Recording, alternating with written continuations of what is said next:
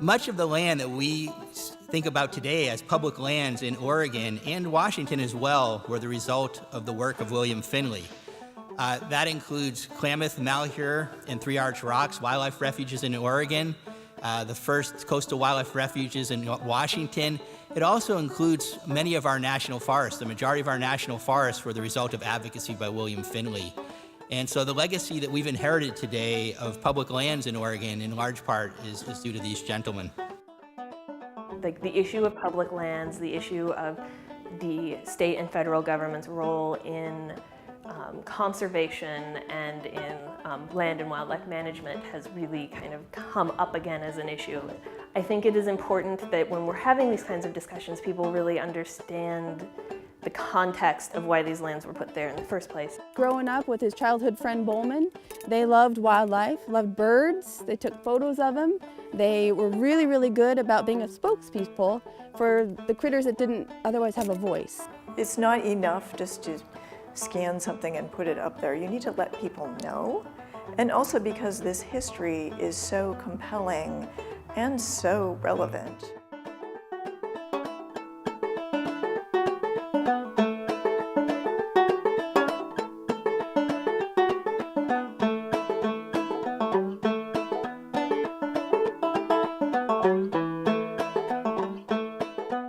From an early age, William Lavelle Finley had a marked fascination with birds. Reflecting back on his childhood, Finley reminisced that when a boy, I had watched the wedges of geese cutting southward each autumn and the other flocks of wildfowl winging silently on their way.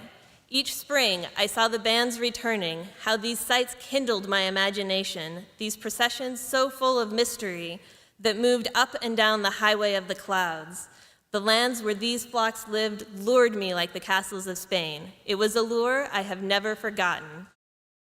So he and Bohlman started going out primarily initially around the Portland area and doing photographs of the birds that they've seen in the area. Similarly, they went on a pretty involved expedition to Three Arch Rocks outside of Tillamook in 1901, and then they go back in 1903 again. They had a little dory that could only get out to Three Arch Rocks, which is about a mile off of the coast. They could only get out there when the tide was exactly right. And while they are waiting, this tugboat that's based out of Tillamook shows up and starts going around the rocks, having people pay money to go out on their Sunday afternoons and use the birds on Three Arch Rock as live target practice.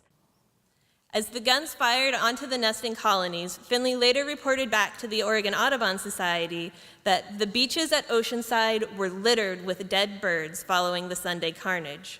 Witnessing the indiscriminate shooting aboard the Vosburg only further cemented Finley's desire towards conservation.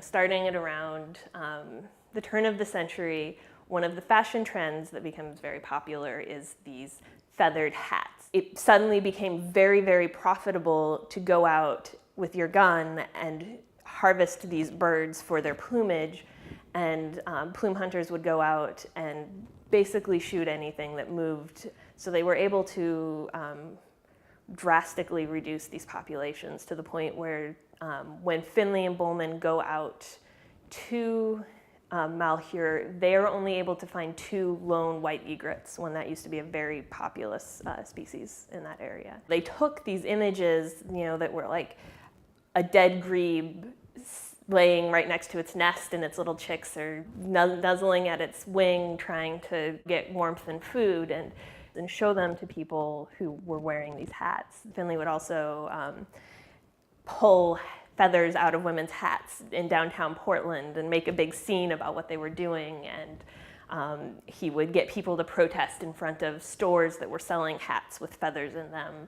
to really help kind of raise awareness. After William and Finley and Herman Bohlman get married in the later 1910s, Herman Bohlman starts to take on a greater role in his family's plumbing business, and Irene Finley, William's wife, starts to become his field partner, and throughout the rest of their lives together, she becomes, in many ways, an equal part of the collaboration. She's there in the field, she's doing a lot of the technical work with the cameras and the photography, she's helping to compose the shots and lure the birds in. She also does a lot of the writing and editing for their later works as well.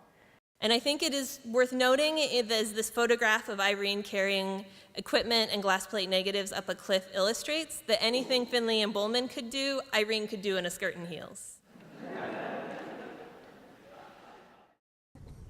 Finley started the first Audubon group out here in Portland, the Portland Audubon Society. He had a hand in that. So we attribute the first National Wildlife Refuge west of the Mississippi to William L. Finley, which is amazing.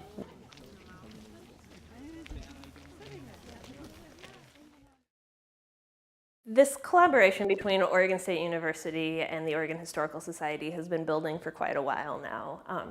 One of the problems with these collections is that parts of the collection made it into Oregon Historical Society and the other half of it ended up at OSU. The Historical Society has primarily the photographs and the negatives, and OSU has primarily the manuscript materials and their trip notes and the information that actually explains what's going on in the photographs. So if a researcher was wanting to use these collections, they would have to kind of go back and forth between the two places to really get a complete picture of the collections. And one of the big advantages of having everything together digitally is that people can visit it online from the comfort of their own home and really be able to see both the images and the material that helps explain what's going on in them and their trip notes.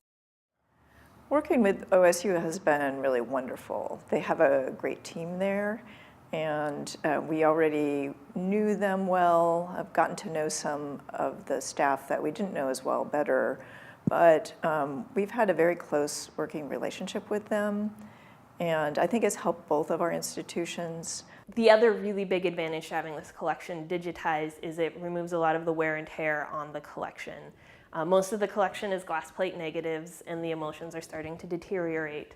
So the sooner we can get high resolution digital copies of that, the less we have to actually move or touch any of the actual negatives. Digitizing the glass plate negatives it's a really delicate process, simply because they're glass plates. If you drop them, they shatter, that's the end of that image.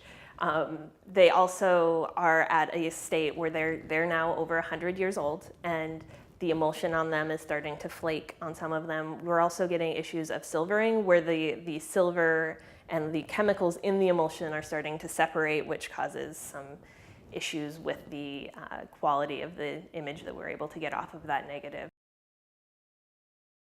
The Oregon Historical Society has been digitizing materials for quite a long time. We were one of the first institutions to be funded back in the 90s.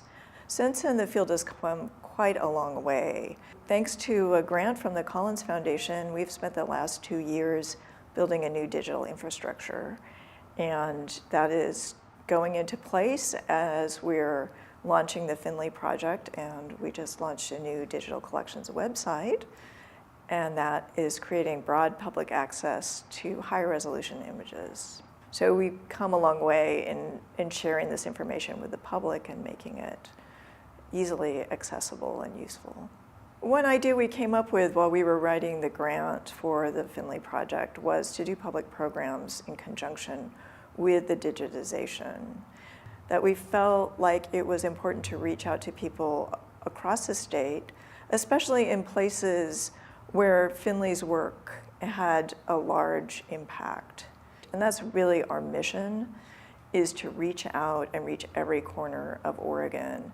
Moving forward, the library has a lot of plans to continue to digitize.